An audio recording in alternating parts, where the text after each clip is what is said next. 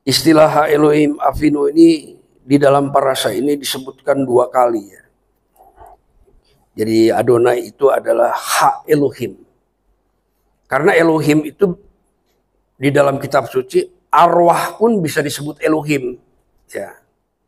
Jadi waktu seorang petenung disuruh memanggil arwah Samuel. Dan petenung itu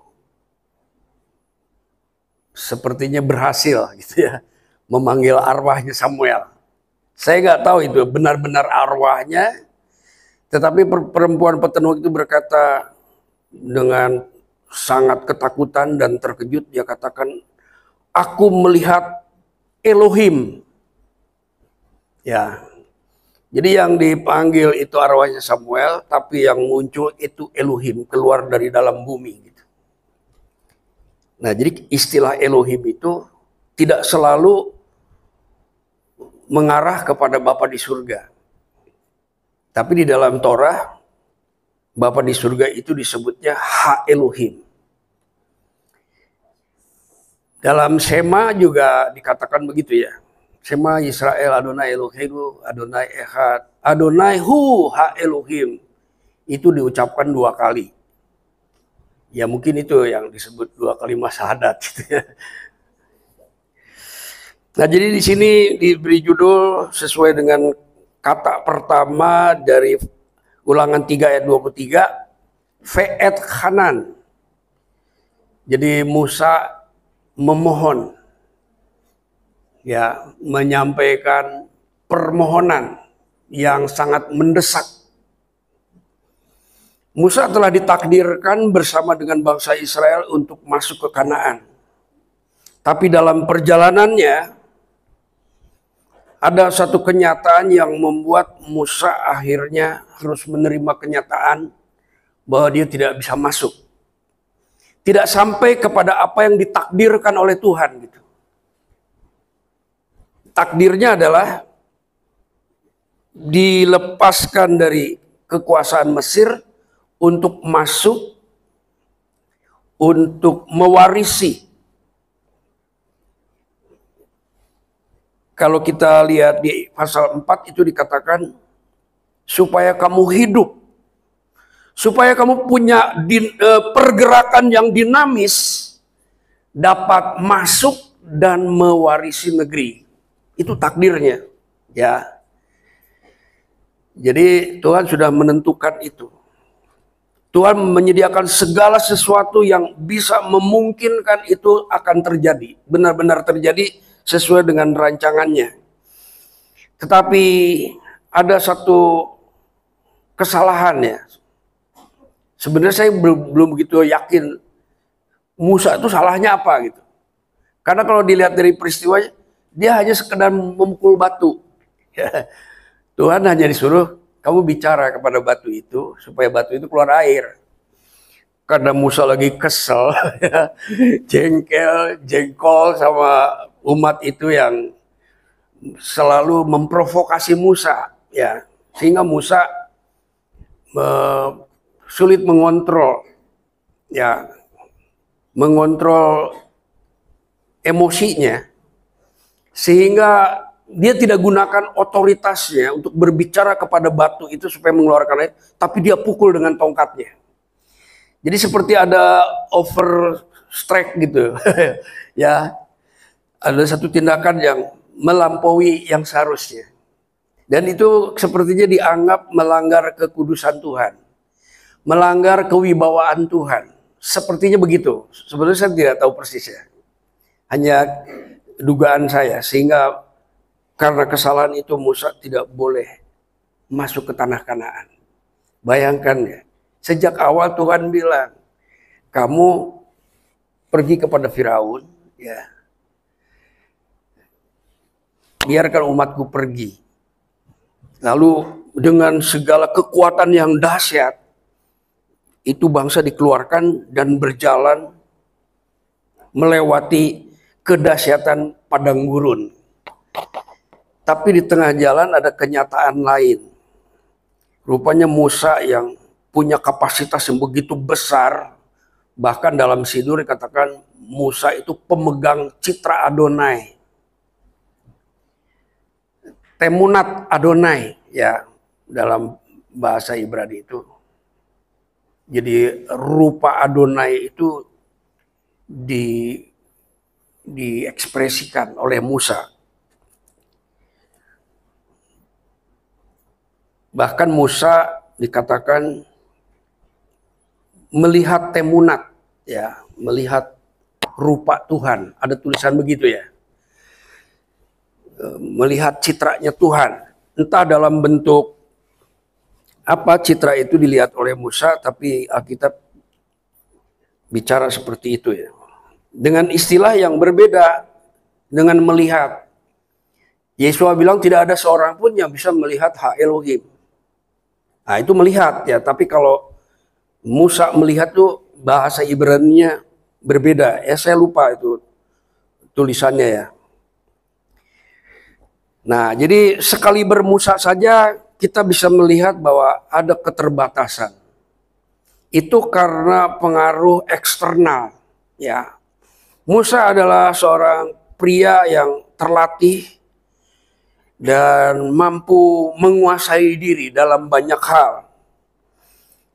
Menghadapi bangsa yang begitu frustrasi mungkin ya atau apa, yang membuat Musa itu seperti terpengaruh, ya, terprovokasi. Sebenarnya Musa mampu, tapi dia tidak gunakan kemampuan itu. Ya, dia bukan diabaikan juga. Jadi seperti dia ingin tunjukkan, aku ini nggak lemah gitu, ya. Aku nggak lembek seperti yang kamu katakan. Aku ini nggak pelangak-pelongo yang kamu anggap ya. Aku bisa melampiaskan emosi. Nah, seperti dia mau menunjukkan itu sih. Tapi itulah yang menyebabkan Musa tidak bisa masuk ke Kanaan dan doanya itu ditolak. Bayangkan ya, kesalahan seperti itu. Karena Musa punya kapasitas yang komprehensif ya. Kemampuannya itu melebihi orang-orang yang ada di sekitarnya. Jadi kesalahan seperti itu pun itu berkaitan dengan Musa sebagai individu, sebagai seorang nabi.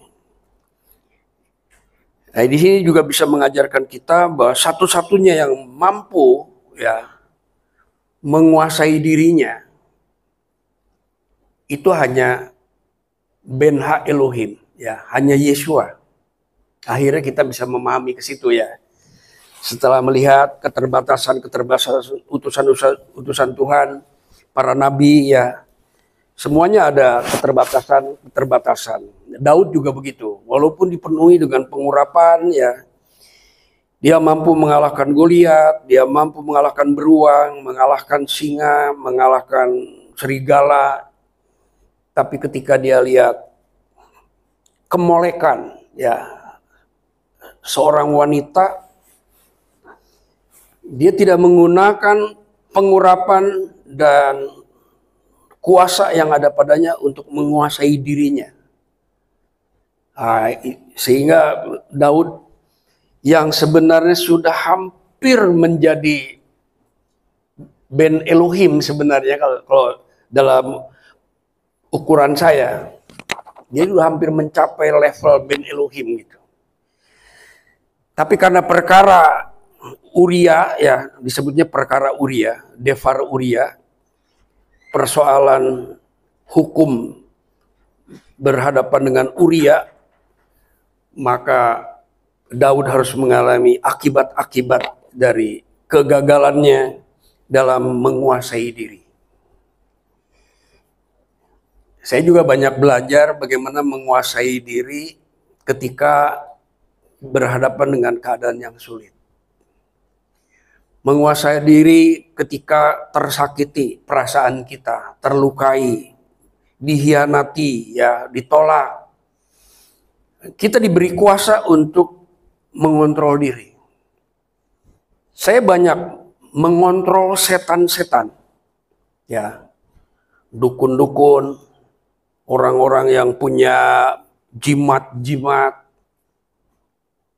sampai ada sebutir jimat itu mencapai hampir 1 miliar gitu ya. Hampir saya juga goyah waktu itu ya. Karena lihat, sayang banget kalau dihancurin ya, 1 miliar itu batu gitu waktu itu ya. Sempat goyah gitu. Tapi ketika kita meningkatkan kesadaran kita tentang tujuan Tuhan bersama dengan kita, maka kuasa yang Tuhan berikan itu selanjutnya bisa menuntun ya, mengontrol emosi ya, mendisiplin emosi. Saya ini orang yang sangat emosional ya. Apalagi sama istri gitu ya. Itu pun baru saya sadari setelah 7 tahun. Bahwa saya seorang yang emosional terhadap istri saya. Nah, dari situ saya mulai menyadari bahwa saya membutuhkan hikmat, membutuhkan pengertian, membutuhkan pengetahuan, dan juga membutuhkan kuasa untuk mengontrol diri. Dengan kesadaran belajar bahwa Musa saja sekaliber itu, dia mengalami konsekuensi yang tak terduga. Dia yang sebenarnya akan membawa kepada tujuan-tujuan Tuhan, tapi terpaksa Tuhan harus beritahu betapa kudus dan mulianya karakter yang Tuhan kehendaki dalam kehidupan seorang pemimpin. Dan hal itu baru ditemukan secara sempurna ketika putranya menyatakan diri dalam rupa manusia. Di sini dalam permohonan ini Musa juga ada kalimat-kalimat yang menunjukkan bahwa dia sedang membujuk Tuhan. Karena dia tahu bahwa itu konsekuensi yang besar ya. Tapi juga mengandung pelajaran. Tolong ditampilkan ayat yang tadi, yang sebelumnya. Ya. Ya Adonai. Kalau saya lihat nikutnya, bacanya begini. Ya Adonai Yehovi. Jadi kalau di depan ada kata Adonai, berarti Yahweh. Sebenarnya nikutnya itu selalu Yehovi. Gitu. Tetapi di dalam kaidah atau di dalam normatif Yudaism, YHWH ini tidak dilafalkan. Ya. Huruf-hurufnya bisa dilafalkan, tetapi rangkaian katanya itu tidak dilafalkan. Engkau telah mulai memperlihatkan kepada hamba-Mu ini kebesaran-Mu dan tangan-Mu yang kuat, sebab Elohim manakah di langit dan di bumi yang dapat melakukan perbuatan perkasa seperti Engkau. Jadi permohonan itu diawali dengan satu pemujaan. Bukan basa-basi, ya, tapi benar-benar dia menyadari. Dan dia memohon, biarlah aku menyeberang dan melihat negeri yang baik di seberang sungai Yordan. Tanah pegunungan yang baik dan gunung Libanon. Itu bertahun-tahun Musa membayangkan akan berada di situ. Tapi karena tindakannya itu ya melampaui apa yang seharusnya, maka Musa harus bisa menerima kenyataan itu. Itulah sebabnya di kata yang pertama disebut fa'et hanan, ya, memohon. Permohonan suka disebut takhanun, ya. Jadi di dalam peribadahan itu ada tefilah, ya, doa-doa. Ada permohonan-permohonan, takhanun, ya. Ada ucapan syukur, ada berdoa untuk bangsa dan negara. Kita kadang-kadang juga berdoa untuk bangsa Israel, gitu ya. Berdoa untuk negeri kita, ya. Nah, itu ada di dalam kitab Timotius, ya. Paulus meminta kepada jemaat, ya, yang dipimpin oleh Timotius itu supaya menaikkan doa-doa dan takhanun, ya. Jadi etchanan dan takanun itu akar katanya sama.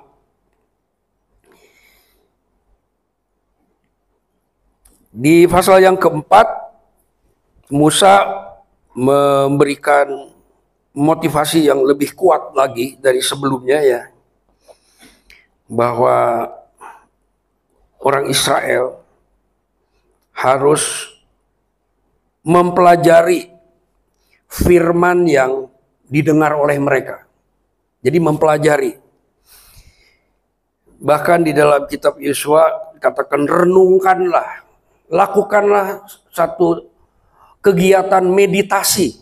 Ya, jadi renungkanlah itu dalam bahasa Alkitab King James itu meditation of my heart. Ya, jadi ada satu perenungan hati. Nggak perlu kita pergi ke gua-gua doa ya. Kita bisa merenung sambil masak ya. Bisa sambil masak kita bisa meditasi untuk merenungkan firman Tuhan yang pernah kita dengar. Jadi seperti diangkat kembali ya dari alam bawah sadar kita, dari pikiran kita yang sudah mengendap itu diangkat kembali lalu diaktifkan ya. Torah yang pernah kita dengar, yang pernah kita baca itu dihidupkan. Kita punya kuasa untuk melakukan kegiatan itu ya, perenungan. Banyak juga orang-orang lain yang mengadakan meditasi itu pergi ke tempat yang sunyi ya, ke gunung. Bahkan sampai harus mendaki ribuan meter ke atas gunung, ke tempat yang dingin. Waktu saya masih umur 20 tahun, saya suka berdoa itu di puncak ya. Di puncak sampai pernah ditangkap, ya lagi berdoa puasa, ditangkap. Lalu diteriakin, "Oh itu murid pengikutnya Nabi Musa," katanya. Mungkin maksudnya dia pengikut Nabi Isa gitu. Cuma salah ngomong. Pengikutnya Nabi Musa gitu. Kalau ditangkap, diinterogasi, saya bilang saya lagi berdoa dan puasa. Akhirnya mereka cukup bijak dan mengerti. Dia bilang, "Kamu nggak boleh malam-malam di sini dingin. Kami aja orang sini nggak kuat," katanya. Karena waktu itu saya nggak pakai jaket, nggak pakai apa ya. Jadi Pak RT-nya tuh membawa ke rumahnya, memberikan teh manis, memberikan makanan. "Kamu tidur dulu. Besok saya akan tunjukkan tempat yang bagus untuk kamu berdoa di situ." Dan benar itu ya. Di puncak itu adalah satu batu datar seperti ini ya. Saya nggak tahu itu sengaja atau tidak, tapi datar itu batu ya. Dan dia bilang kalau kamu mau berdoa di sini katanya. Malah disuruh akhirnya gitu ya. Jadi orang-orang juga percaya bahwa ada kegiatan-kegiatan seperti itu. Tapi yang dimaksud meditasi dalam Alkitab itu adalah menghidupkan pengertian ya, membiarkan Roh Tuhan menghidupkan pengertian kita tentang Torah, tentang firman. Tapi di era Perjanjian Baru itu yang kita renungkan adalah perilaku Yesua sebagai imam besar, sebagai seorang nabi, sebagai orang yang diutus oleh Bapa, sebagai manusia Israel sejati. Banyak ya Alkitab memberikan kesaksian tentang Yesua, itu kita renungkan. Kita merenungkan sesuatu yang hidup. Kalau Torah itu kita merenungkan firman yang mati. Tulisan yang mati supaya hidup, kita lakukan meditasi sehingga menjadi hidup dalam akal budi kita ya, dalam pikiran kita, di hati kita. Tetapi setelah Yesua menyatakan diri ya, Hadafar itu menjadi manusia, berbentuk manusia, manusianya manusia Yahudi, menjalankan kehidupan orang Yahudi dalam Torah ya, dan melakukan kehendak Bapa. Itu kita renungkan kehidupan pribadinya setelah kita membaca kesaksiannya. Jadi kalau kitab Matius itu menceritakan bagaimana kehidupan seorang raja. Itu kitab Matius ya. Kalau kitab Markus itu berbicara tentang kehidupan seorang pelayan. Itu kitab Markus ya. Kalau kitab Lukas itu kehidupan seorang manusia Israel yang sejati. Jadi menceritakan Yeshua sebagai manusia Israel yang sejati. Itu kitab Lukas. Kalau kitab Yohanes itu mengisahkan atau memberikan kesaksian tentang Yeshua sebagai Ben Ha Elohim. Sebagai Mesias. Jadi Mesias itu disaksikan dalam 4 gambaran. Matius itu digambarkan sebagai singa, ya. Markus itu sebagai lembu, ya. Lukas itu sebagai anak manusia, dan Yohanes itu menggambarkan sebagai elang, ya. Di kitab Yehezkiel itu ada. Jadi gambaran tentang kemuliaan Adonai itu digambarkan seperti itu. Sebagai singa, sebagai lembu, sebagai manusia, dan sebagai elang, sebagai raja wali gitu. Nah, dengan perenungan-perenungan terhadap pribadi Yeshua, nah di dalam kitab Wahyu disebutnya Edut Hamasyah Yeshua. Jarang ya orang yang ngajar begitu ya. Karena orang yang bertahan sampai di akhir zaman adalah orang yang memegang Devar Elohim dan Edut Hamasyah. Devar Elohim itu Torah, ya. Tetapi Torah yang dijalankan secara utuh dalam bentuk manusia itu disebutnya Edut Hamasyah. Di pasal pertama Edut Hamasyah itu sudah disebut dalam kitab Wahyu, ya.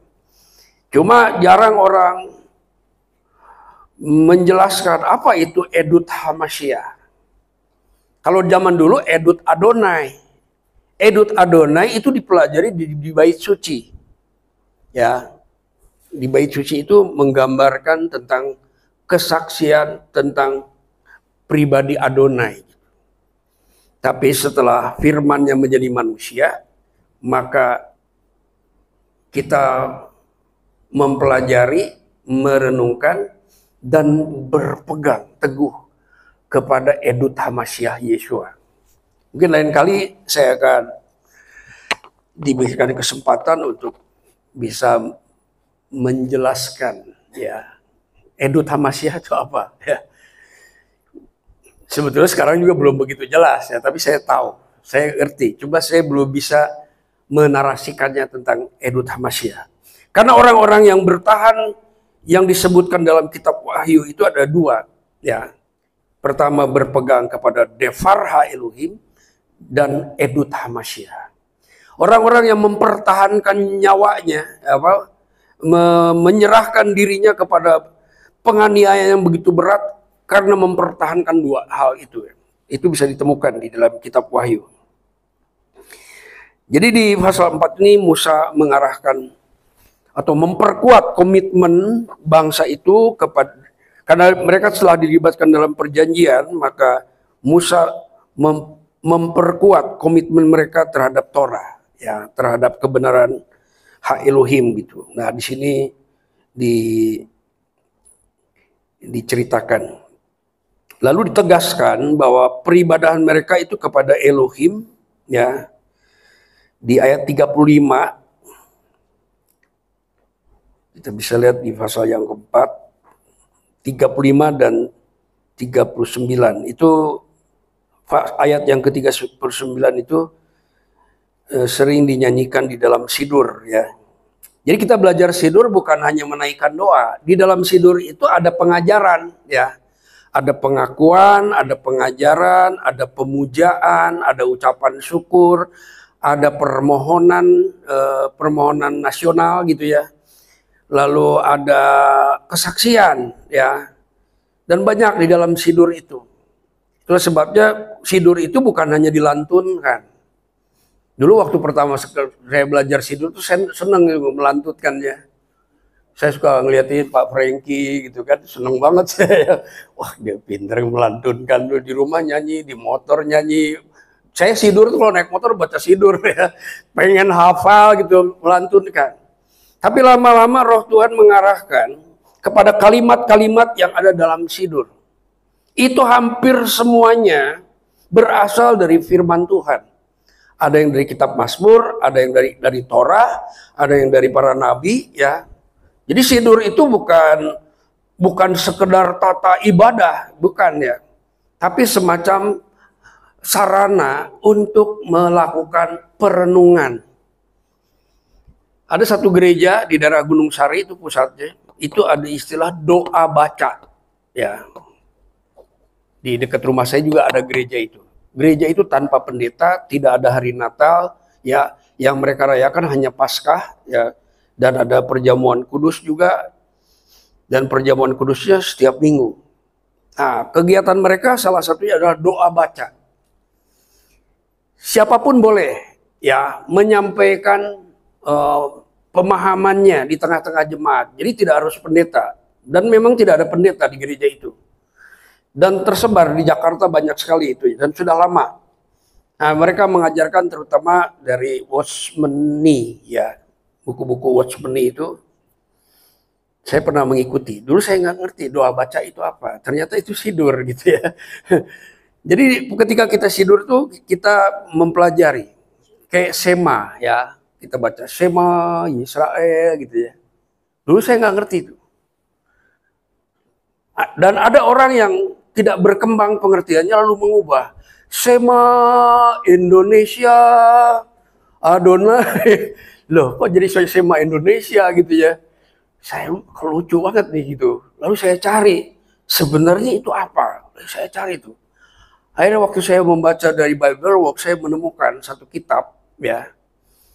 Kalau nggak salah namanya dari Targum, ya. Di situ ada. Ternyata Sema itu adalah, ya. Jadi waktu Yakub mau meninggal dunia, Yakub panggil anak-anaknya. Ngumpul semuanya. Aku nih mau mati katanya. Nanti kalau aku udah mati, kamu menyembah siapa? Lalu anak-anaknya bersama-sama. Dengarlah Israel, maksudnya dengarkanlah Yakub, ayah kami akan beribadah kepada Adonai. Adonai adalah Elohim keluarga kita. Dari situ Sema itu, ya. Jadi sebelum ada kitab Ulangan, Sema itu sudah ada. Sebelum ada Torah, Sema itu sudah ada pada waktu Yakub mau meninggal. Itulah pertama kali Sema diucapkan oleh keluarga Yakub. Kenapa saya bisa menemukan itu, ya? Waktu itu memang saya cari tahu. Apalagi lagi 17 Agustus ini, rame-rame itu banyak tuh. Sema Indonesia, itu orang-orang yang nggak belajar Torah, yang nggak ngerti sidur, ya. Ya, lama-lama Sema Bantar Gebang, Adonai. Nah, itu orang-orang yang hanya sekedar melantunkan, nggak pernah belajar. Nah, kenapa orang-orang Ibrani, orang Yahudi itu mengajarkan bangsa itu seperti itu? Pertama, itu ada di dalam Torah. Bahkan Yesua pun ketika ditanya oleh orang Farisi, hukum yang terutama itu apa katanya? Yesua jawab apa? Yesua jawab Sema dulu. Hukum yang terutama adalah Sema Israel. Itu kalimat yang pertama yang Yesua ucapkan ketika orang Farisi bertanya, hukum yang terutama itu apa? Diucapkan Sema. Jadi Sema itu penting, ya. Untuk selalu mengingatkan dan menyadarkan kita dan memperkuat hubungan kita dengan Tuhan bahwa kita itu berhubungan dengan Tuhannya orang Israel. Dengan Tuhannya orang Ibrani. Penyembah-penyembah benar itu adalah penyembah Bapa. Bapa itu siapa? Bapa itu Tuhannya orang Israel. Walaupun bertahun-tahun saya nggak ngerti itu, ya. Saya ini 30 tahun menggembalakan. Saya membangun gereja, saya mengajar. Wah, udah gayanya kayak pinter banget sama Alkitab gitu. Tapi setelah ke Mesianik, malu saya. Setelah belajar sidur, malu saya. Ternyata lucu ya saya dulu gitu ya. Tapi nggak apa-apa lah, ya memang begitu tahapnya ya. Tuhan juga tidak pernah memarahi saya. Tapi banyak akibat-akibat dari ketidaktahuan itu. Saya melanggar kekudusan Tuhan dalam pelayanan. Saya banyak dipukul. Waktu itu saya kecewa sekali. Kenapa dia menyakiti saya gitu ya. Saya tahu dia sayang saya, tapi kenapa dia sakiti?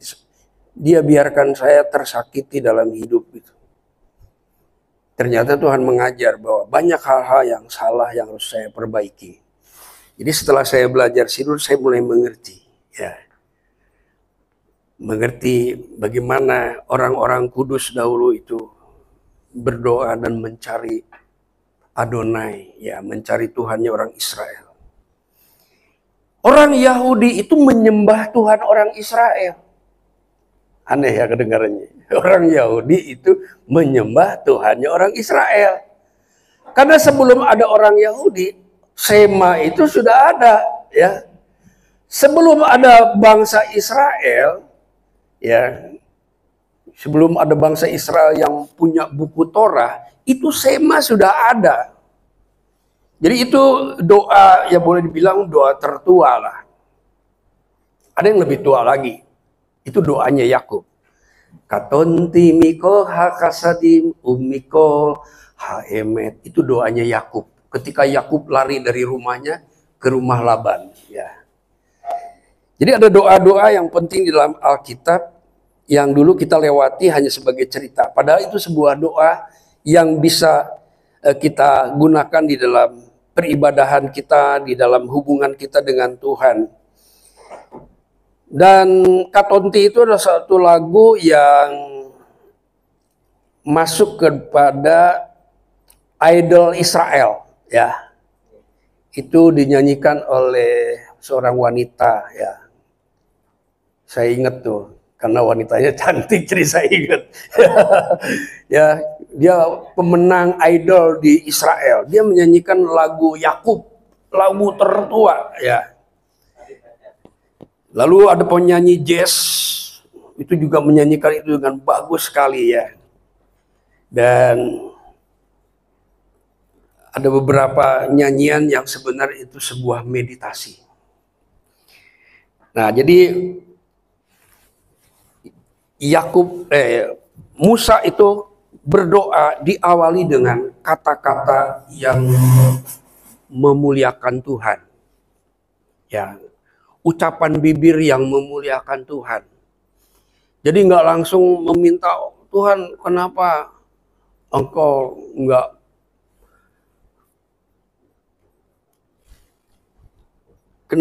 nggak mengizinkan saya untuk masuk, ya tidak. Di tengah-tengah kekecewaan, dia bukan kecewa kepada Tuhan, tapi kecewa kepada keadaan gitu ya. Tapi sempat Musa mengungkapkan bahwa doaku ditolak dan aku tidak boleh masuk gara-gara kamu, katanya. Ada tulisan gitu. Karena kamu aku enggak gitu. Tapi Musa menyadari bahwa begitulah keadaan bangsa itu pada waktu itu. Nah, setelah itu baru di pasal 4 ini diperkuat lagi bahwa orang Israel harus lebih bersungguh-sungguh mempelajari hakukim, ya, ketetapan-ketetapan, mempelajari mispatim, peraturan-peraturan. Lalu orang Israel juga diberikan penegasan, ya, di ayat yang ke-35 di ayat Ulangan pasal 4 dikatakan begini, engkau diberi melihatnya untuk mengetahui, ya, jadi peristiwa-peristiwa yang dialami, ya, diketahui oleh Israel itu untuk mengetahui bahwa Adonai adalah Ha Elohim. Ini kurang tegas ya di dalam peribadahan kita. Karena saya udah lama ya di Mesianik itu, ada hal yang kurang tegas bahwa Adonai adalah Ha Elohim. Dalam peribadahan yang saya lakukan di tempat saya selalu, ya, Sema itu ditambah dengan Adonai Hu Ha Elohim.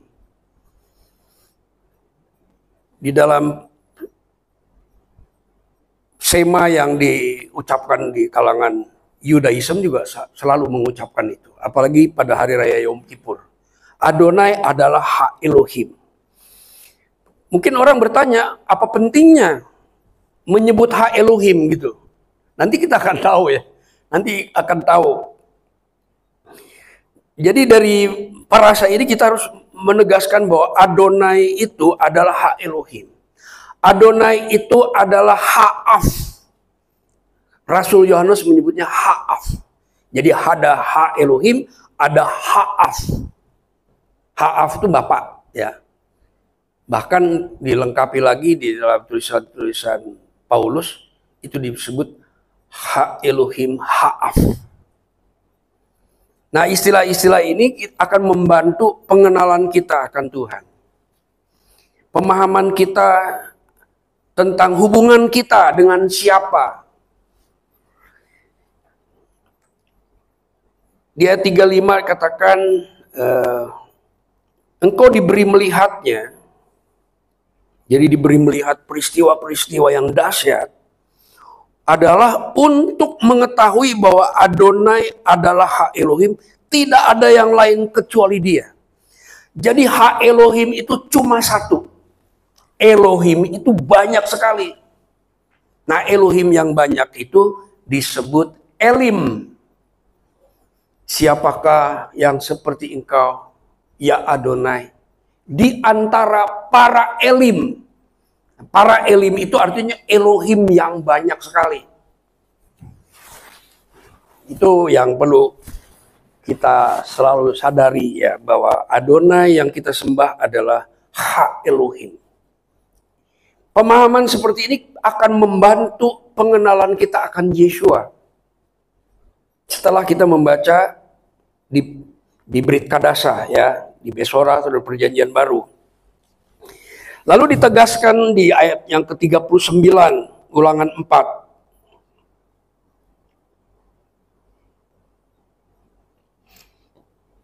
Sebab itu ketahuilah pada hari ini. Jadi Musa menegaskan. Karena apa? Kalau pengenalan akan Tuhan itu tidak maksimal, itu bisa mendatangkan bahaya. Seperti yang diucapkan oleh Hosea. Umatku binasa karena lack of knowledge. Tidak mengenal. Kalau dalam bahasa Inggris katakan, maupun di dalam bahasa Ibrani katakan, kurang pengetahuan tentang Tuhan. Kurang bukan nggak punya, kurang. Jadi pengetahuan itu harus terus berkembang. Seperti yang diucapkan oleh Hadon Yeshua, bahwa Roh Kudus itu akan membawa kamu kepada seluruh kebenaran. Harus komprehensif dalam mengenal Tuhan itu. Bukan sekedarnya. Bukan sekedar untuk mengisi apa gitu ya. Bukan sekedar basa-basi. Harus menjadi tujuan utama untuk mengenal Dia. Nah, camkanlah atau ketahuilah pada hari ini dan camkanlah bahwa Adonai adalah hak Elohim yang ada di langit, di atas, dan di bumi di bawah, tidak ada yang lain. Artinya hak Elohim itu cuma satu, Echad. Ya, nggak ada yang lain. Kalau dibilang nggak ada yang lain, berarti Yeshua itu bukan hak Elohim. Kalau bukan hak Elohim, berarti bukan Yod-Heh-Waw-Heh. Karena ada yang orang mengajarkan di dalam pergerakan akar Ibrani itu mengajarkan bahwa Yod-Heh-Waw-Heh itu menjadi manusia. Itu ajaran bukan dari Injil. Itu yang disebut Injil yang lain. Ini saya kemanapun saya pergi, saya selalu mengucapkan hal ini. Karena ini berbahaya. Ya. Karena dia bilang umatku binasa karena tidak mengenal Dia. Kurang pengetahuan tentang Dia. Pengetahuannya tidak sama dengan Dia. Itulah mungkin yang lebih presisi ya. Pengetahuan kita tentang Tuhan tidak sama dengan Tuhan gitu.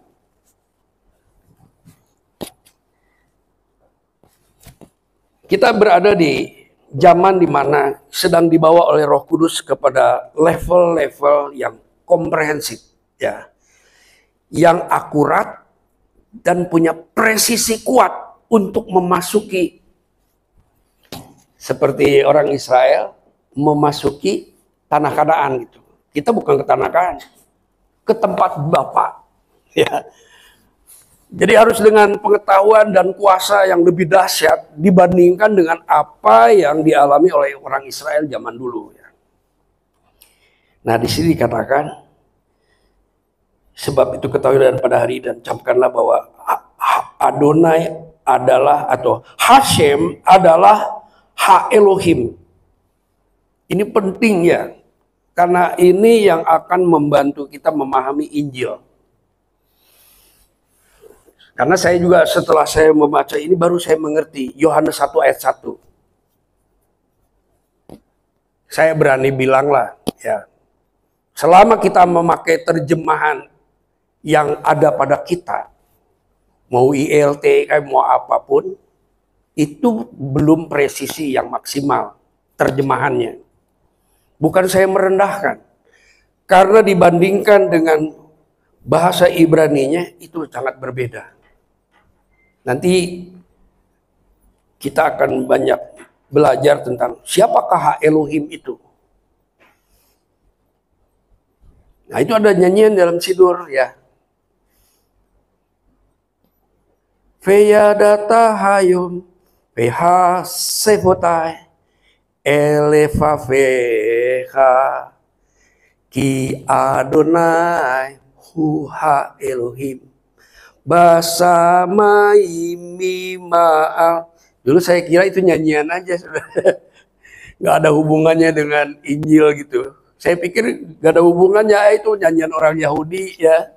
Oh, itu orang-orang Mesianik, liturginya begitu. Tapi setelah saya pelajari, ternyata Rasul Yohanes pertama kali itu mengajarkan Ulangan pasal 4. Mengajarkan apa yang ditegaskan di Ulangan pasal 4. Yohanes 1 ayat 1. Di situ bilang, pada mulanya adalah Hadafar. Hadafar itu bersama-sama dengan Ha Elohim. Bukan dengan Elohim. Jadi kalau ada terjemahan firman itu bersama-sama dengan Elohim, itu kurang akurat. Harus diberi penekanan yang lebih dengan standar versi Ibrani. Jadi lama-lama saya agak fanatik dengan bahasa Alkitab Ibrani gitu ya. Bukan mau gaya-gayaan, enggak ya. Karena ini menyangkut pengenalan. Dari situ kita akan mengetahui siapa Yesua sebenarnya gitu. Jangan dicampur aduk dengan cara memahami yang keliru. Pada mulanya adalah firman, hadafar, logos. Bahasa Aram menyebutnya pada mulanya adalah milta. Milta itu bersama-sama dengan Ha Elohim. Dan milta itu adalah Elohim. Jadi firman itu bukan Ha Elohim. Firman itu Elohim. Nah, jadi saya mau tegaskan bahwa Elohim yang menjadi manusia. Tetapi Ha Elohim itu tidak pernah menjadi manusia.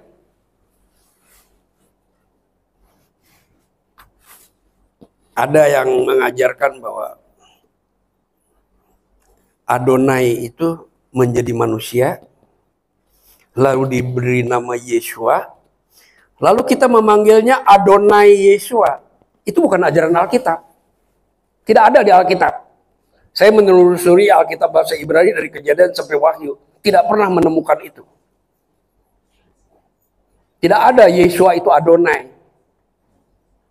Itu pengaburan tentang kemesiasan Yesua. Hati-hati ya.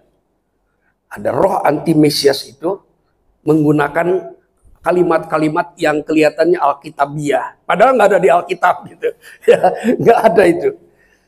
Adonai Yeshua. Itu bukan ajaran Alkitab. Bukan ajaran rasul-rasul. Tidak pernah diucapkan oleh nabi-nabi maupun rasul-rasul. Tidak pernah ada. Itu nabi-nabi dari Indonesia. Abad ke-21 lagi. Sebelumnya tidak pernah ada. Dan juga aneh, kenapa jadi ada di Pulau Jawa gitu ya. Itu nabi dari Pulau Jawa itu. Yang mengajarkan Yeshua itu Adonai. Apakah itu akan mempengaruhi? Ya seperti tadi Musa. Itu kan kesalahan sedikit aja. Iya, Musa cuma ngetok batu. Musa itu kesalahannya cuma ngetok batu. Tuhan bilang kamu bicara di depan batu itu supaya batu itu mengeluarkan air. Tapi Musa bawa tongkatnya yang hebat itu ya. Yang punya kekuatan android. Dia getok itu batu. Itu melampaui kebenaran yang Tuhan ingin tunjukkan kepada Israel. Nah, demikian juga dengan pengajaran. Kadang-kadang kita menyampaikan istilah-istilah yang justru menjauhkan kita dari pengetahuan, pengenalan yang sebenarnya. Nah, di sini tulis ya, pada mulanya adalah firman. Firman itu bersama-sama dengan Ha Elohim. Saya mau kasih lebih singkat lagi. Firman itu ehad dengan Ha Elohim. Bersama-sama itu artinya ehad. Ya. Jadi Yohanes sedang mengajarkan tentang keesaan Adonai bersama dengan firman-Nya. Sama seperti Raja Israel, kalau duduk di takhta, itu di sebelah kanannya harus ada misneh namanya. Raja itu dengan misneh itu harus ehad. Raja itu harus tunduk kepada kitab Taurat yang ada di sebelah takhtanya. Itu baca nanti ya Ulangan pasal 17. Di situ ada bahwa seorang raja Israel kalau duduk di takhta, di sebelah kanannya harus ada kopi atau fotokopi Torah. Bukan kopi ya, fotokopi Torah. Namanya itu misneh. Raja dengan misneh itu harus ehad, harus bersama-sama di takhta itu. Saya nggak tahu itu di kanan apa di kiri, ya. Tetapi dalam tata krama Yahudi sepertinya itu di kanan, karena untuk menunjukkan kesetaraan dalam hal kebenaran, kekudusan, dan kemuliaan. Tapi kewenangannya berbeda, ya. Misneh dengan raja, kewenangan itu beda. Ya. Raja itu adalah eksekutor, misneh itu adalah desainernya. Tapi dia harus bersama-sama. Nah, Yohanes pertama mengajar ini. Ini dari Ulangan pasal 4. Firman itu bersama-sama dengan Ha Elohim, dan firman itu Elohim. Firman itu bukan Ha Elohim. Jadi yang menjadi manusia itu, ya di ayat yang ke-14, firman itu menjadi manusia. Bukan Ha Elohim yang menjadi manusia. Kenapa? Ha Elohim itu adalah roh. Kita pernah baca ya. Yeshua pernah mengucapkan itu. Ha Elohim adalah roh, barang siapa menyembah dia harus menyembah dalam roh dan kebenaran. Yeshua mengatakan Ha Elohim adalah roh. Yeshua bukan roh. Yeshua itu hadafar. Dalam bahasa Arab disebut milta. Milta itu artinya manifestasi. Itu belum ada kata yang baru yang saya temukan arti dari milta itu.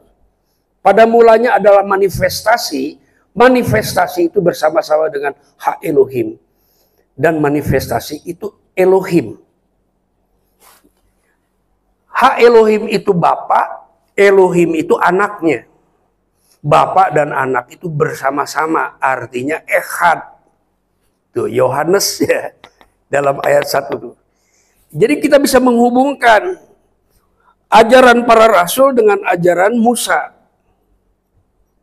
Dulu di Grand Mall ada seorang seorang dokter yang praktek di Papua. Lalu Mau pulang ke bandara, saya bilang, saya antar Pak. Sampai di Damri, karena dia mau naik Damri. Gitu. Terus dia pegang saya. Aku baru kali ini dengar, kamu bisa menghubungkan Injil dengan Torah. Ah enggak, saya bilang, dari dulu juga ada hubungannya. Saya bilang. Dari dulu ada hubungan. Kenapa? Karena yang menulis Injil itu orang-orang yang belajar Torah. Ada yang belajar di Yeshiva, ada yang di Bet Midrash saja mungkin. Tapi mereka adalah orang-orang mulai umur 12 tahun itu mereka belajar Torah. Petrus itu tukang ikan, tapi bukan berarti dia tidak mengerti Torah. Yohanes itu penjala ikan, bukan berarti dia tidak mengerti Torah. Ibu bapaknya mengajari dia Torah sejak dia umur balita. Namanya Torah Chesed. Torah Chesed itu diajarkan oleh ibunya. Lalu ayahnya melatih dia. Bagaimana berdoa, bagaimana mengasihi Tuhan. Terus sampai akhir dibawa ke sekolahan. Paulus itu lahir di wilayah Roma, di Tarsus. KTP-nya KTP Roma, karena dia lahir di bawah pemerintahan Roma. Lalu ayahnya mengajari dia Torah. Karena ayahnya itu dari suku Benyamin.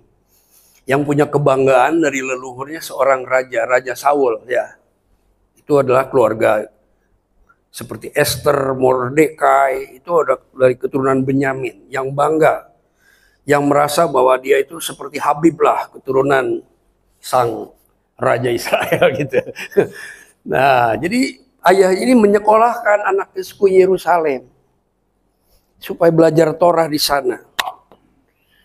Jadi orang Israel itu mengajarkan Torah itu sejak PAUD, sejak kecil, ya, untuk mengenal dan mengasihi Adonai.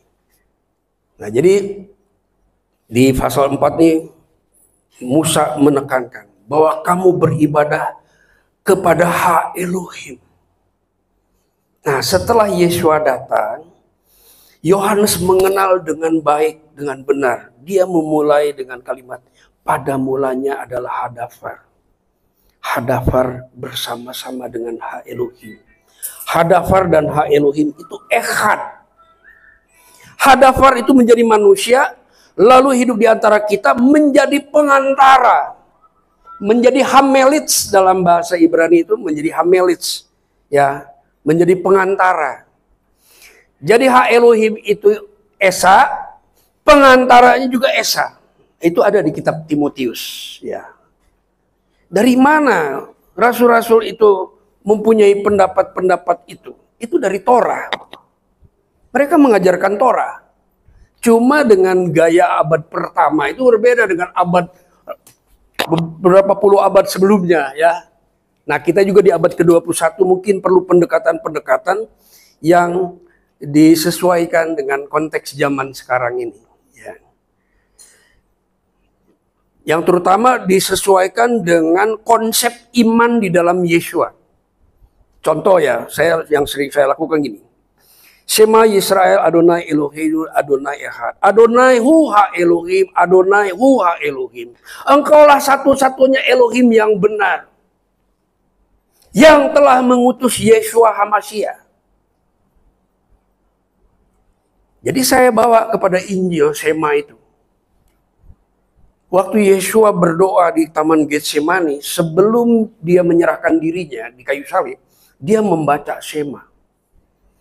Engkaulah satu-satunya Elohim yang benar. Dia berbicara kepada Ha Elohim.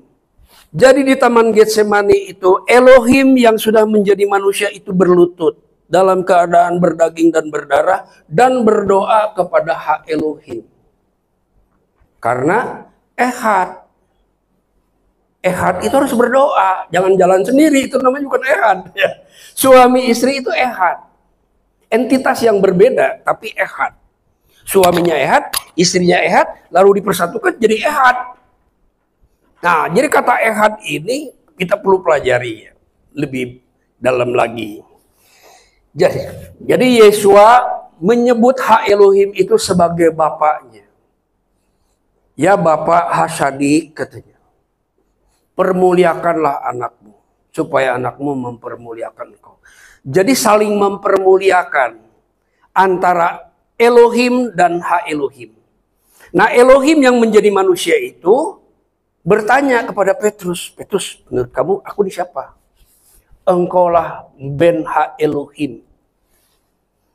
Nah, di situ mulai dapat kita, oh berarti Yeshua itu adalah putranya Ha Elohim. Di dalam Torah, Ha Elohim itu adalah Yod He Waw He.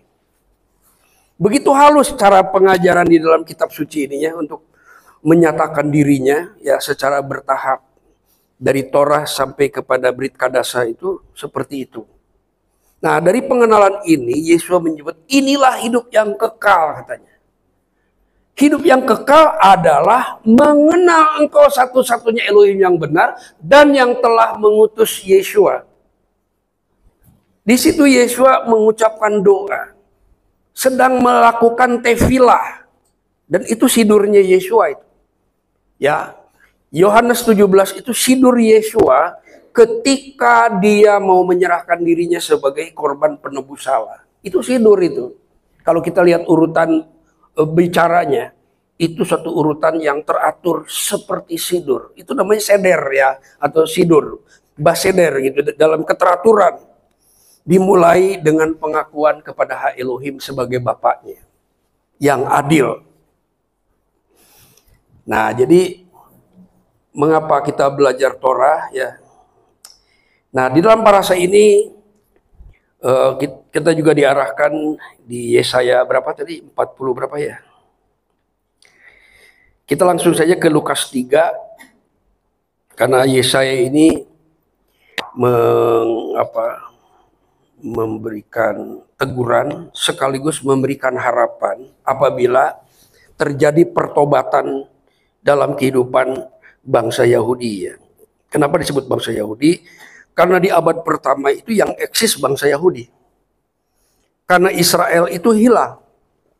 Ada yang hilang ya. Sebagian besar dari Israel itu hilang. Jadi yang eksis di abad pertama itu orang Yahudi ya. Nah, Yesaya itu menegur orang Yahudi. Kenapa? Karena Yesaya itu melayani di istana kerajaan Israel di bagian selatan. Ya. Orang-orang yang ada di wilayah kekuasaan Israel Selatan itu tahun 586 dipaksa untuk menyerahkan diri kepada Babilonia. Adonai yang memaksa melalui Yeremia, suruh mereka menyerahkan diri kepada Babilonia kalau mau tetap jadi umatku. Tuhan punya rancangan di situ. Itu disampaikan oleh Yeskiel, oleh Yeremia ya. Nah, setelah mereka sampai di Babilonia, maka orang-orang Israel yang di selatan itu disebut Yahudi. Jadi kata Yahudi itu muncul di Babilonia, bukan di Yerusalem. Setelah mereka di Babilonia, baru mereka disebut Yahudi. Itu Benai Hagolah namanya, orang-orang yang ditawan.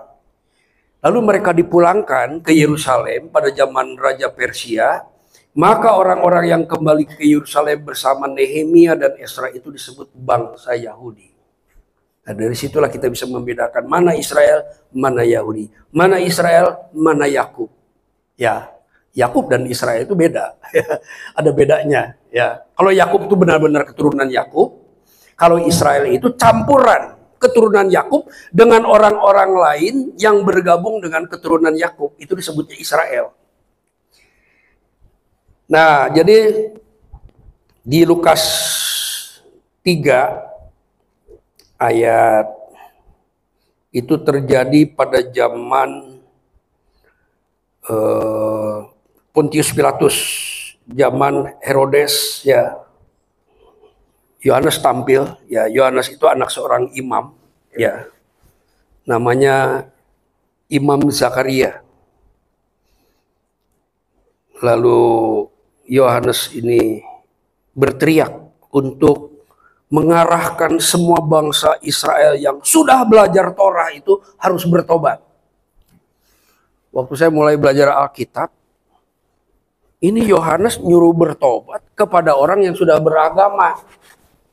Ya, kepada orang yang sudah beragama. Kepada orang yang sudah belajar Torah. Ada apa gerangan? Ya, rupanya pada abad pertama itu, pada zaman Yohanes, orang-orang Yahudi yang belajar Torah itu mengalami penyimpangan yang dikendalikan oleh sistem. Namanya sistem legalistik. Legalisme itu adalah sebuah sistem. Ya, menjadi sebuah sistem yang mengendalikan masyarakat apabila unsur-unsur pembenaran yang dikontrol oleh sistem itu dihindari atau dilanggar, maka ada sanksi dari sistem.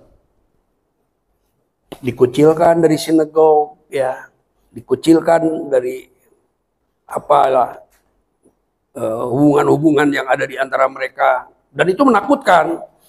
Kalau sinagog sampai menyingkirkan itu, sampai sekarang masih ada. Ya, ada sistem yang mempunyai kewenangan untuk menentukan ini benar atau tidak dan harus diapakan itu. Sampai sekarang masih ada. Misalkan ada keluarga rabi, ya salah satunya percaya kepada Yeshua, itu bisa ditindak oleh sistem, ya. Sampai hari ini terjadi, ya. Bahkan kalau dia punya sinagognya diambil. Lu pergi, bikin sinagog baru, katanya. Bisa begitu ya zaman sekarang, ya. Nah, karena itu sistem, ya. Dan sistem juga bukan sekedar sembarang dibangun, ya. Tentunya mereka punya dasar-dasar, ya. Tetapi saya baca di dalam Complete Jewish Bible, di situ ada di Galatia 4 ayat 4, bahwa Yeshua itu lahir dari seorang ibu di bawah sebuah sistem. Ya, di mana di dalam sistem itu Torahnya sudah menyimpang. Itu, ya. Sistemnya sistem yang resmi, ya, dan diakui, tetapi ada kebenaran-kebenaran yang sudah menyimpang dalam sistem itu. Jadi di situ ada misunderstanding dan ada misaplikasi. Ada salah mengerti dan salah menerapkan. Nah, pemahaman-pemahaman yang ada pada waktu itu diterapkan di seluruh masyarakat dan telah menjadi norma. Contoh, hari Sabat nggak boleh menyembuhkan orang. Itu dari sistem, bukan dari Tuhan. Ya, itu dari sistem Yahudi. Ibadah harus hari Minggu. Itu sistem. Itu bukan dari Torah. Itu dari sistem. Bahkan sudah dikukuhkan dalam ISO, ya, International Standard apa tuh, O-nya itu organisasi, ya. Hari Minggu adalah hari ke-7. Itu standar ISO, itu sistem. Itu bukan dari Torah, bukan perintah Bapa, gitu, ya. Nah, jadi waktu itu sudah berada dalam sistem. Nah, itu dikritisi, ya, diperbaiki, diluruskan oleh Yeshua dan oleh para murid. Dan itu ada akibatnya. Akibatnya sampai berdarah-darah.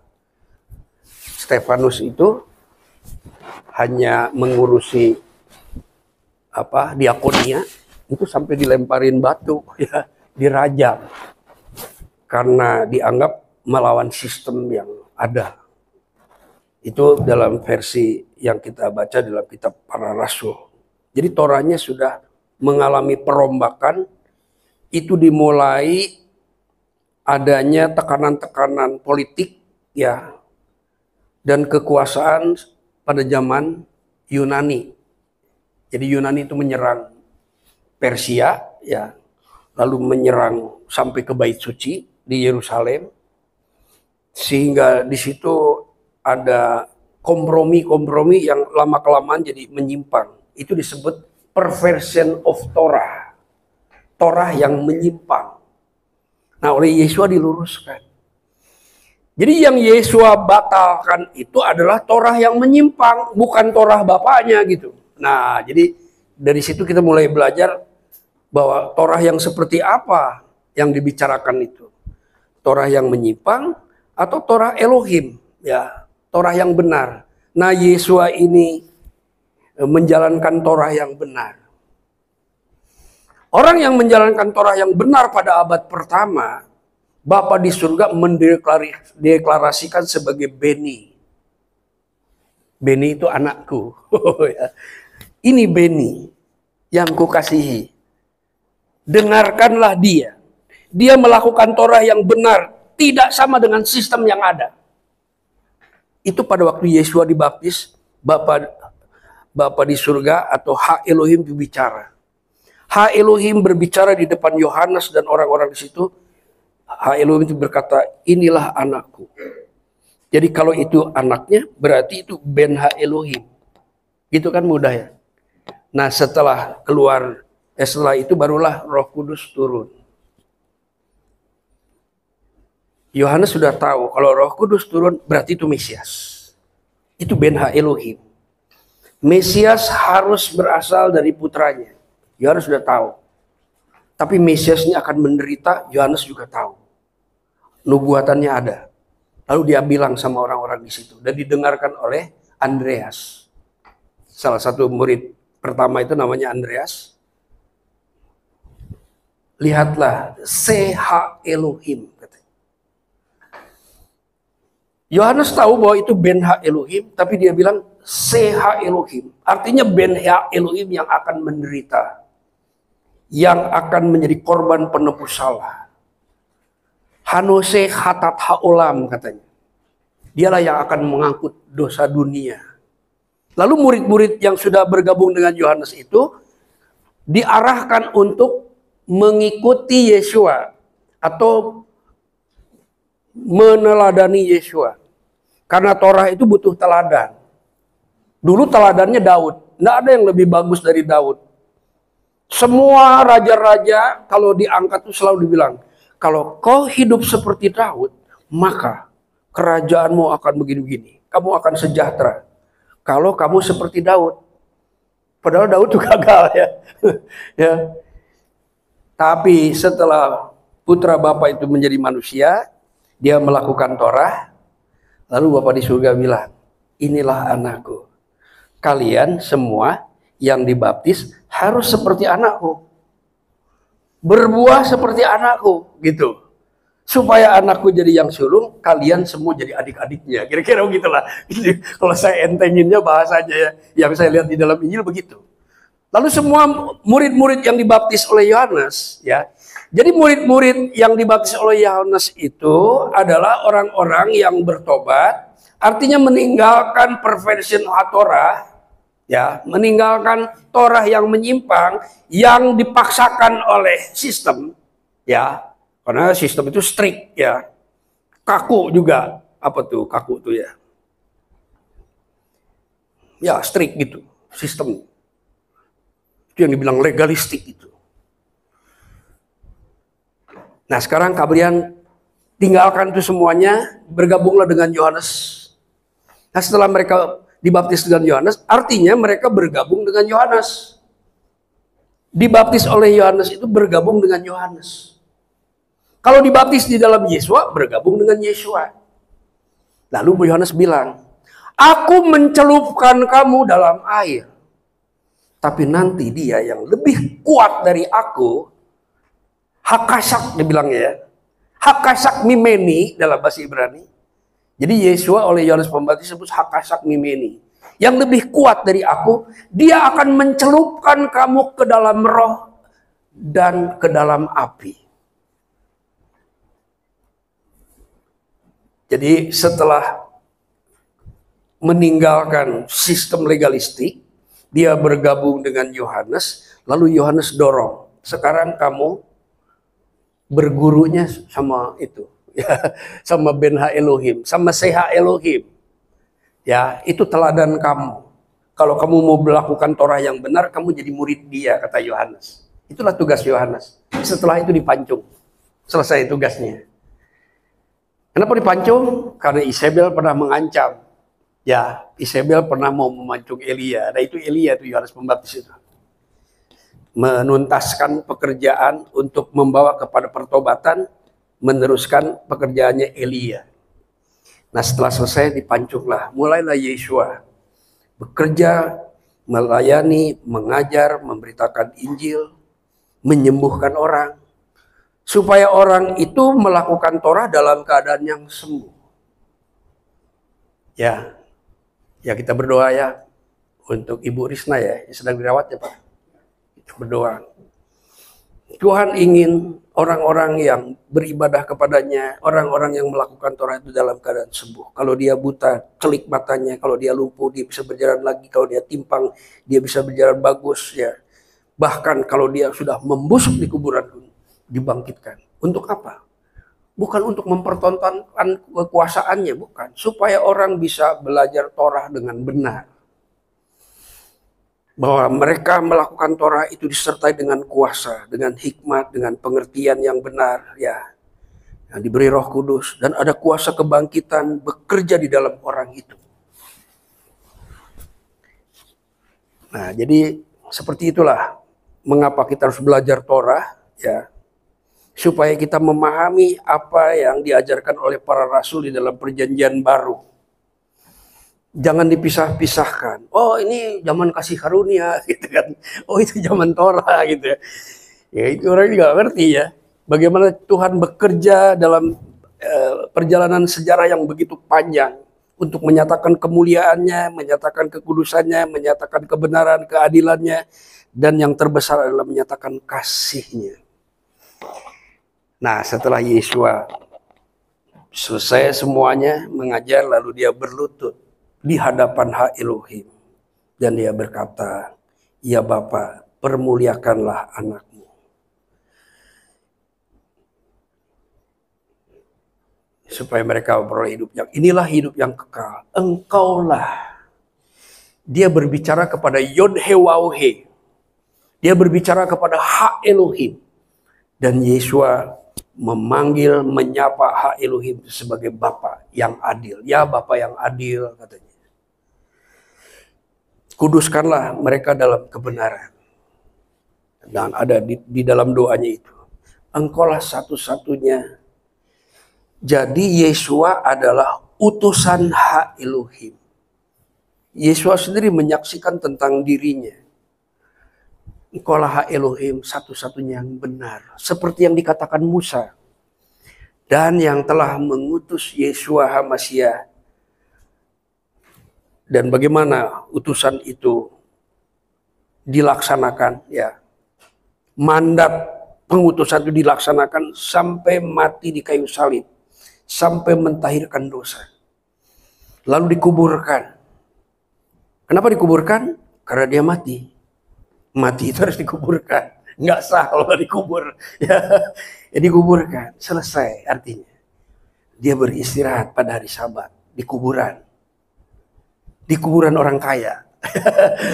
Lalu pada hari ketiga, Ha Elohim itu membangkitkan dia. Jadi bukan bangun sendiri. Kalau bangun sendiri berarti belum mati. Ya, belum mati. Kalau belum mati berarti dosa belum selesai. Karena dosa selesai itu dengan adanya kematian. Ada kematian sebagai orang benar, ada kematian sebagai orang yang tidak benar. Yesua mati sebagai orang benar. Lalu dibangkitkan. Lalu menampakkan diri supaya orang tahu seperti apa hidup yang kekal itu. Dilihat oleh mata dan bisa diraba. Hidup yang kekal itu bisa diraba dengan tangan.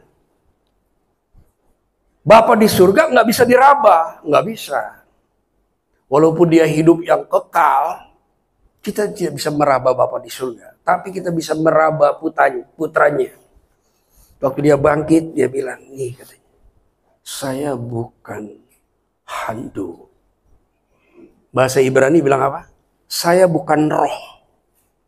Roh itu nggak punya tulang. Apa yang dia mau bilang? Bapa di surga itu nggak ada tulangnya. Karena dia roh. Tapi aku ada tulangnya. Ayo Thomas. Ayo Thomas. Karena Thomas yang ragu kan. Nah, lalu dia menampakkan diri, lalu dia naik. Waktu naik, itu sedang memperlihatkan bagaimana Bapa itu mengangkat dia tinggi-tinggi, melampaui semua yang ada. Lalu didudukkan di sebelah kanannya. Untuk mendudukan seseorang di sebelah kanan seorang raja itu nggak main-main. Ya, kita bisa belajar dari Yusuf. Dan ada prosesnya. Bagaimana Yusuf bisa duduk di sebelahnya Firaun? Saya nggak tahu dia di kiri apa di kanannya. Tapi duduk di sebelah. Itu ada prosesnya. Dan Firaun menggunakan otoritasnya untuk mendudukkan Yusuf di sebelahnya. Itu pelajaran dari Torah. supaya kita mengerti bagaimana Bapa membangkitkan dia, mengangkat dia, dan mendudukkan di sebelah kanan. Memposisikan. Nah, setelah duduk di sebelah kanan, disebutnya apa? Jadi waktu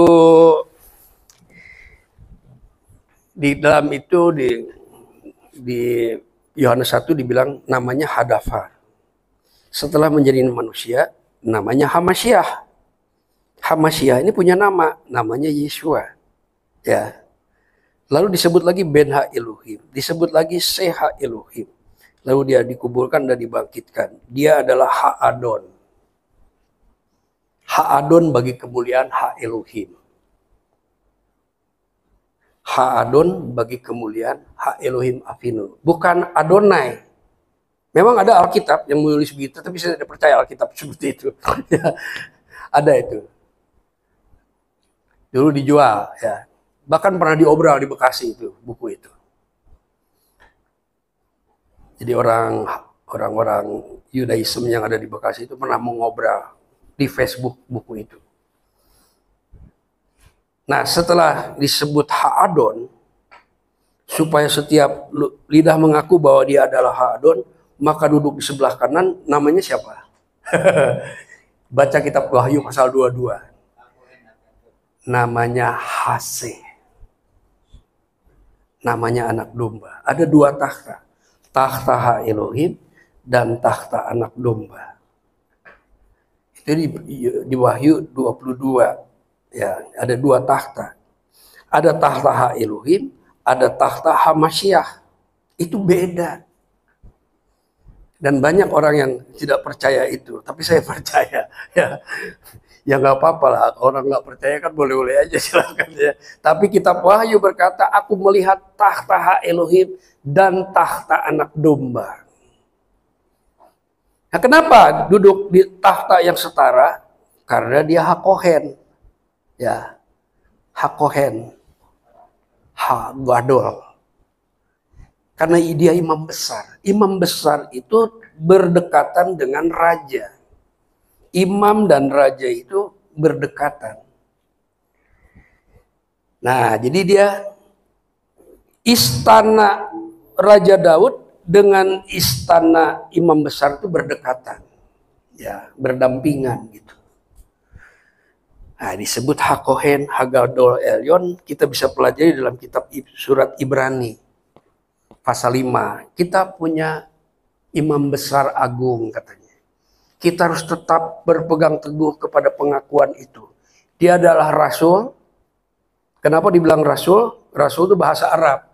Bahasa Ibrani, dia adalah seliyah dan imam. Ya, dan imam besar katanya. Dia seliyah itu diutus dari Bapa. Tapi juga bisa diutus dari umatnya. Memperantarai umatnya. Ya. Nah, istilah-istilah itu bisa terjadi seperti itu karena di dalam Torah dibilang begitu. Ve'adatahayom ve'hasefota alefafika ki Adonai hu ha Elohim. Jadi Ha Elohim dan imam besar itu ehad. Ha Elohim dengan Ben-Ha Elohim itu ehad. Itulah yang diceritakan di dalam Injil. Disebutnya Injil Ha Elohim. Ada juga yang menyebutnya Injil Hamasyah. Jadi kalau ada ajaran-ajaran yang bertentangan dengan ini, berarti dia berbeda dengan pemahaman-pemahaman yang ada dalam pemikiran para nabi dan para rasul. Para nabi Adonai dan para rasul Hamasyah gitu. Karena kita tuh berpegang jemaat itu dibangun di atas dasar para nabi dan para rasul. Nabinya adalah Nabi Adonai, rasulnya adalah Nabi Hamasyah. Nabi-nabinya adalah Nabi Ha Elohim, rasulnya adalah Rasul Ben-Ha Elohim. Seperti itu konstruksinya. Nah, kalau kita mempunyai pemahaman yang konstruktif, maka kita akan produktif. Karena sesuatu yang tidak konstruktif itu tidak produktif. Kalaupun ada produk, pasti produknya itu error. Kalau inputnya salah, ya pasti keluarnya salah. Kalau inputnya bagus tapi prosesornya salah, pasti keluarnya juga salah gitu ya. Nah, makanya pemahaman kita, ya kita meminta kepada Tuhan, Tuhan memberikan hikmat, pengertian, dan pengetahuan supaya kita memiliki pemahaman yang konstruktif gitu.